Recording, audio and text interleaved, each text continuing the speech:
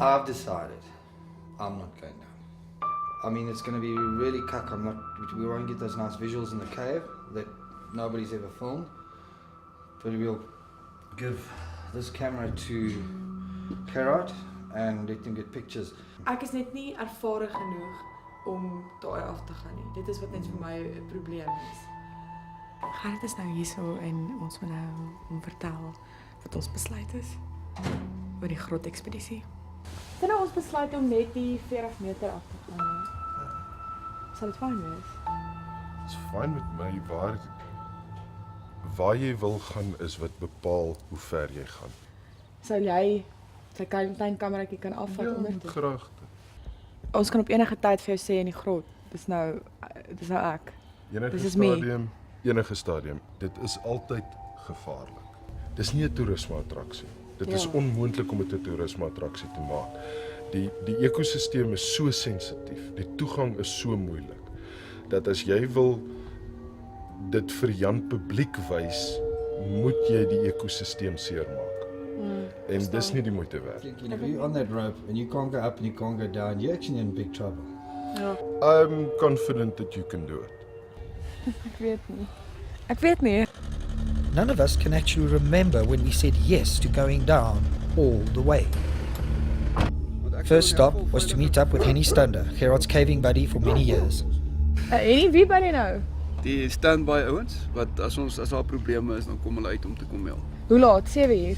As ons 7 uur nog nie laat weet het nie, dan begin hulle regmaak en teen 8 uur nog geen oproep van ons nie, dan ry hulle gegear alles wat hulle nodig het, want hulle weet waar ons is en hulle kom haal ons. A decision is made to leave camera assistant William on the surface to call to help in case of an emergency. It is a time that is hard to put into words. The fear in your guts is very real, a constant reminder of your mortality. Not one of us knew exactly what lay ahead. Ek gaan dit net rustig vat en mooi luister en seker maak ek doen alles reg. As ons nou in die grot afgaan, gaan ons daai kamera los, want ons gaan met hierdie kamera verder aangaan. The reason why we're taking this little camera down is it's got no moving parts. I'm worried about even with the lens cap on, if we go down and there's a lot of humidity, you could get condensation happening on the inside of the lens. I've never done this before at this depth, so we're going to see how it works. Nou gaan ons gat gryp.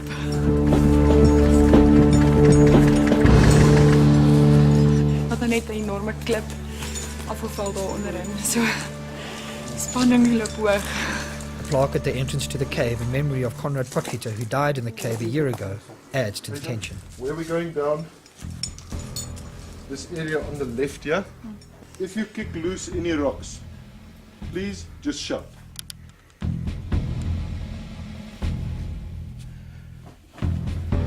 Ek is ongelooflik op my senuwees.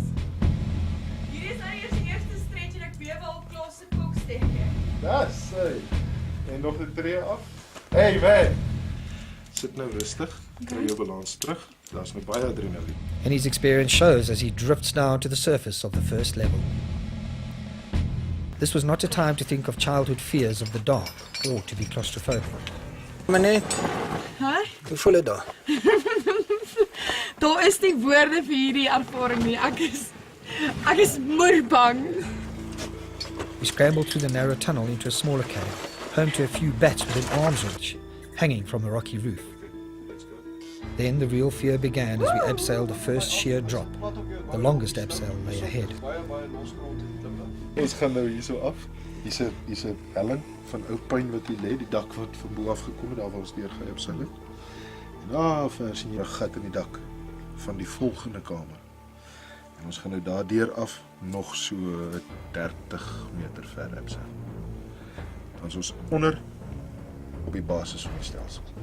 En nie op die tou en sy kom. Pitou! This was our final descent to the floor of the main cavern. Hier's plekke waar die dak tot 100 meter hoog is. Yes. So wag vir dit, hier kom die mooi deel.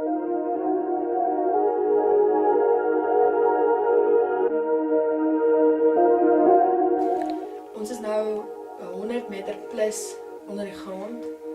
Dit is nou hier heel onder. Dis waar die regte goed is. Kyk hoe ongelooflik is dit. Spierwit. Dit lyk asof Michelangelo sy David beeldie kom sculpt het.